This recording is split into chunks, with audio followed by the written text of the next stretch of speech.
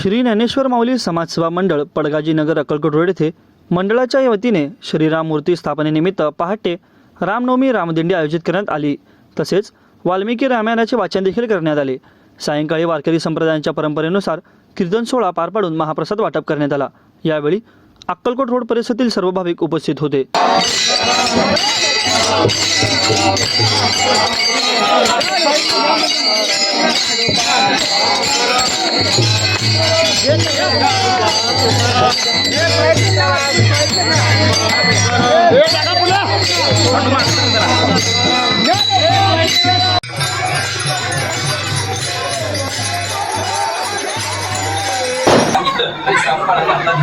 केला